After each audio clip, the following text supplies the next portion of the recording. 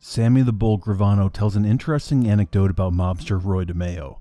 The Gambino underboss recalled a meeting with DeMeo at a Staten Island diner with two underlings to discuss shipping boosted cars to the Middle East. Gravano later recalled that DeMeo was looking at a room full of seniors in an adjoining room. The Bull asked him if he wasn't interested in talking cars. No, DeMeo replied. He was thinking about how easy it would be to take out the room full of elderly diners. Gravano was shocked. Business was one thing. This was another. There's something wrong with this guy, Gravano told his lieutenant outside the eatery. I think he's becoming a serial hitter. Be wary. Be prepared. Something's not right up here, he said, pointing to his head. Roy DeMeo was born on September 7, 1940 in Flatlands, Brooklyn, to a working-class Italian immigrant family.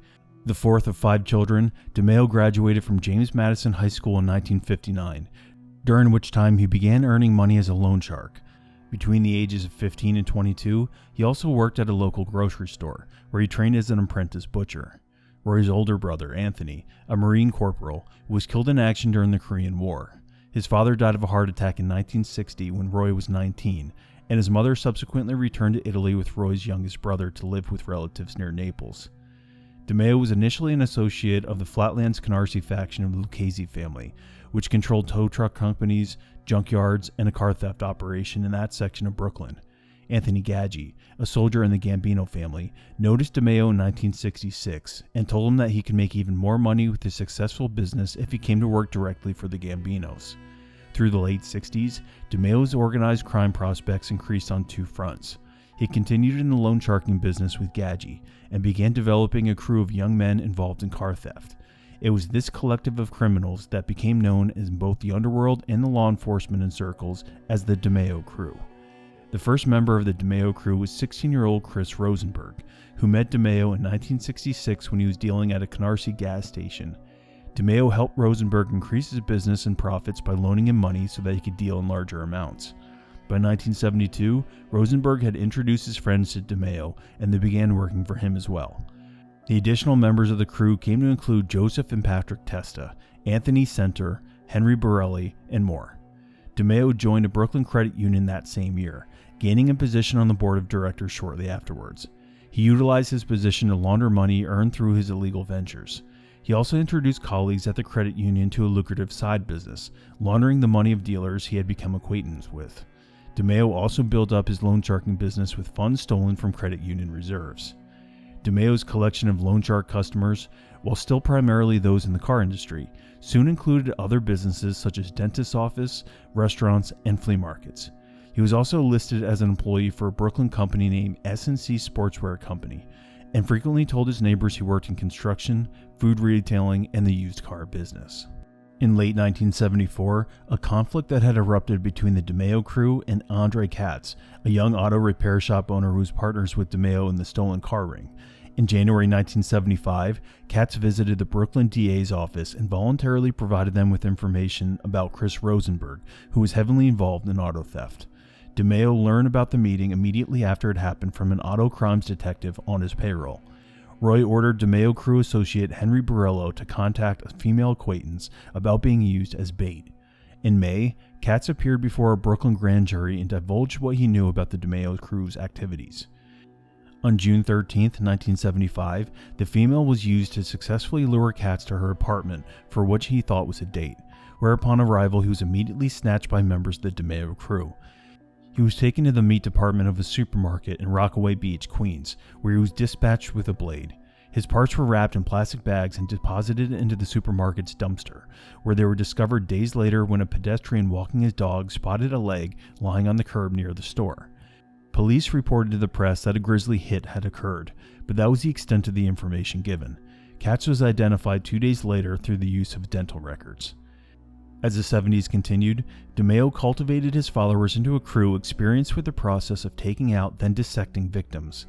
With the exception of hits intended to send a message to any who would rat on their illicit activities, or hits that presented no other alternative, a set method was established by DeMeo and crew to ensure that victims would be dispatched quickly and then made to disappear.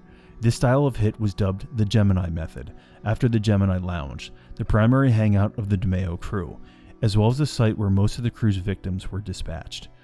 The process of the Gemini method, revealed by multiple crew members and associates who became government witnesses in the early 80s, was to lure the victim through a side door of the lounge and into the apartment in the back portion of the building.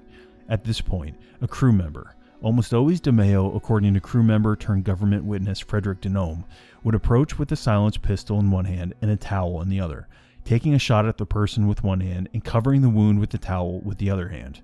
Immediately afterwards, another member of the crew, originally Chris Rosenberg, up until his own 1979 demise, according to government witness testimony, would puncture the heart to prevent additional pumping. By then, the victim would be gone, at which point the person would be drained and taken apart at the joints. Their parts would then be put into bags, placed in cardboard boxes, and sent to the Fountain Avenue dump in Brooklyn. So many tons of garbage were dropped each day at the dump that it would be nearly impossible for the parts to be discovered. During the initial stages of an early 80s task force targeting the DeMeo crew, a plan by authorities to excavate sections of the dump to locate remains was aborted when it was deemed too costly and unlikely to locate any meaningful evidence. The landfill, opposite the Start City apartment complex on Pennsylvania Avenue in the East New York section of Brooklyn, across from the Belt Parkway, was closed in 1985 and capped over since, all signs and odors that a landfill had ever existed, replaced by parkland. Some victims were taken out in other ways for varying reasons. At times, suspected informants or those who committed an act of disrespect against a member of the crew or their superiors were left in the streets of New York to serve as a message. There were also occasions where it would not be possible to lure the intended victim into the Gemini Lounge, in which case other locations would have to be used. A cabin cruiser owned by Richard Denome was used on at least one occasion. In the latter half of 1975, DeMeo became a silent partner in a peep show establishment in Bricktown, New Jersey, after the owner of the business became unable to pay his loan sharking debts. DeMeo also began dealing in X-rated material, which he sold to his New Jersey establishment, as well as connections he had in Rhode Island. When Gadji found out about DeMeo's involvement in such taboo films, he ordered DeMeo to stop under the threat of death. However, DeMeo defied Gadji and continued the practice. Gadji did not retaliate, and according to his nephew, the subject was never mentioned again as long as DeMeo continued making payments. DeMeo also dealt in illicit substances despite the Gambino family strictly forbidding such activity. He financed a major operation importing Colombian grass, which was unloaded from offshore freighter and sold at various auto shops in Canarsie, and also sold powder out of the Gemini Lounge. As 1975 drew to a close, DeMeo was the subject of IRS investigations into his income. Months earlier, the credit union had been pushed into insolvency as a result of DeMeo and his colleagues' plundering of its finances. As a result, DeMeo quit the credit union. Before an indictment could be handed down against him, he utilized false affidavits from businesses owned by friends and family, claiming he was on their payrolls as an employee. These affidavits served to account for some of his income, allowing him to reach a settlement with the IRS. DeMeo's source of income, as well as his crew, continued to grow. By July 1976, DeMeo added an auto firm by the name of Team Auto Wholesalers to his loan shark customers. The owner of Team Auto, Matthew Riga, also purchased stolen vehicles from the crew and sold them off at a New Jersey car lot that he owned. He also involved himself with hijacking delivery trucks from JFK Airport. His crew now included Edward Grillo, a hijacker who had just been released from prison. In the fall of 1976, the Gambino family went through a massive change when its boss, Carlo Gambino, died of natural causes. Paul Castellano was named the boss, with Neil Della Croce retaining the position of underboss. The implications of this were twofold for DeMeo. Gadji was elevated to the position of capo, taking over the crew of men Castellano previously headed. This promotion was beneficial for DeMeo, whose mentor was now even closer to the family leadership. Another advantage was that with Gambino deceased, new associates would be eligible for membership into the family. Castellano did not immediately open the books for new members, opting instead to promote existing members and shuffle around the crew leaders. He also allegedly opposed the idea of DeMeo being made. Castellano involved himself in white-collar crime and looked down on street-level members such as DeMeo. Additionally, Castellano felt DeMeo was uncontrollable. Gadji's attempt at persuading Castellano to make DeMeo were continually rejected. By 1977, DeMeo became distraught by this situation and searched for opportunities that would ensure larger returns for his superiors. DeMeo secured his induction into the Gambino family by forming an alliance with an Irish-American gang known as the Westies. the leader of a rival Irish gang, Mickey Spillane, was causing delays for the construction of the Javits Center, much to the frustration of Gambino boss Castellano, who had a part in the project. After the unsolved hit with Spillane in 1977, Westies leader James Coonan assumed control of the Irish mob rackets on the west side of Manhattan. DeMeo, sensing an opportunity to create a vast source of income for the Gambino family, persuaded Gadji to consider partnership with the Westies. Shortly afterwards, Coonan and his second-in-command, Mickey Featherstone, were called to a meeting with Castellano, in which they agreed to become a de facto arm of the Gambino family and share 10% of all profits. In exchange, the Westies would be privy to several lucrative union deals and take contracts for the family. It was his pivotal role in the Westie-Gambino alliance that reportedly convinced Castellano to give DeMeo his button. DeMeo was made in mid-1977 and put in charge of handling all family business with the Westies. He was ordered to get permission before committing any hits and to avoid dealing. DeMeo's crew, however, continued to deal in large amounts. DeMeo also continued to commit unsanctioned hits, such as the 1977 jobs on Jonathan Quinn, a car booster suspected of cooperating with law enforcement, and Sherry Golden, Quinn's 19-year-old girlfriend. DeMeo's crew dumped them in locations where they would be discovered to serve as a warning against cooperation with authorities. In 1978, Frederick Denome, previously DeMeo's chauffeur, joined the crew. DeMeo and his crew took out Edward Grillo, who had fallen into heavy debt with DeMeo and was believed to be becoming susceptible to police coercion. Grillo was the first known occurrence of internal crew discipline. The next member to be taken out was Rosenberg, who had set up a deal with a Cuban man living in Florida and then took him and associates out when they traveled to New York to complete the sale. The Cuban had connections with the Cuban cartel, raising the possibility of violence between the Gambino family and the Cubans unless Rosenberg was dealt with. DeMeo was ordered to take out Rosenberg but stalled for weeks. During this period, DeMeo committed his most public hit. The victim was a college student with no criminal ties named Dominic Rigucci, who was paying for his tuition as a door-to-door salesman. DeMeo saw Rigucci parked outside his Massapequa Park, Long Island house and assumed he was a Cuban cartel member. DeMeo crew members pursued Rigucci in a 7-mile car chase on Route 110 through Amityville and Farmingdale, after which the student was blasted by DeMeo. After returning home and gathering his family, DeMeo drove them out of Long Island and left them in a hotel in upstate New York for 2 weeks.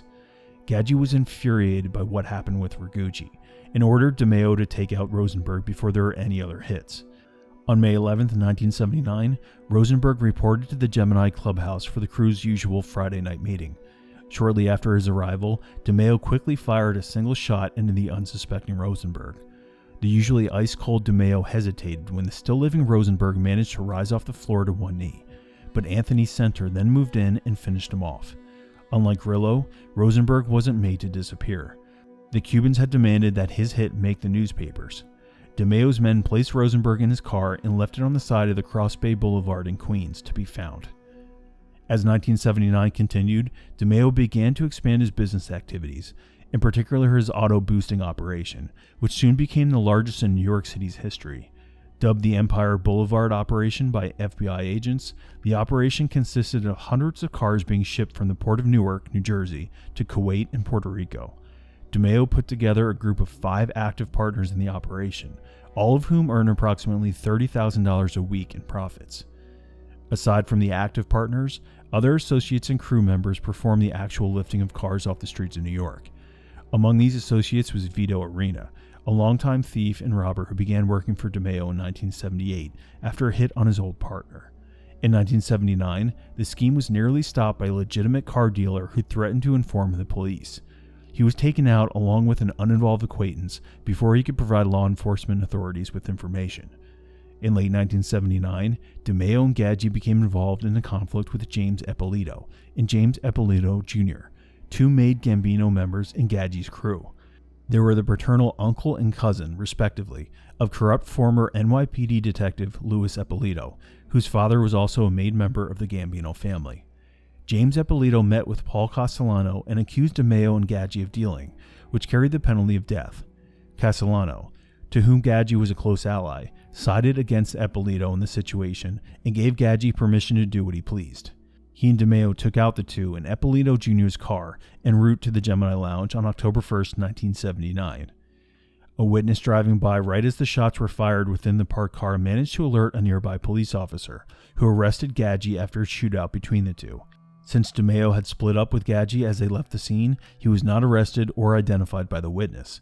Gadji was charged with murder and the attempted murder of a police officer, but through jury tampering, was convicted only of assault and given a 5 to 15-year sentence in federal prison. DeMeo took out the witness shortly after Gadji's sentencing in March 1980. The Empire Boulevard operation had continued to expand through 1980 until the warehouse serving as its headquarters was raided by agents from the Newark branch of the FBI that summer. The FBI had been surveilling the warehouse and had shortly thereafter obtained a search warrant. Henry Borelli and Frederick Denome were arrested in May 1981 for their roles in the operation, but there was not enough evidence to arrest any other active partners. DeMeo ordered Borelli and Denome to plead guilty to the charges in hopes that they would stop any further investigation into his activities by the FBI or other law enforcement agencies. By 1982, the FBI was investigating the enormous number of missing persons who were linked to DeMeo or who had last been seen entering the Gemini Lounge. Around this time, an FBI bug in the home of Gambino family capo Angelo Ruggiero picked up a conversation between Ruggiero and Gene Gotti, a brother of John Gotti. In the conversation, it is discussed that Paul Castellano had put out a contract on DeMeo, but was having difficulty finding someone willing to do the job. Gene Gotti mentions that his brother, John, was wary of taking the contract, as DeMeo had an army around him.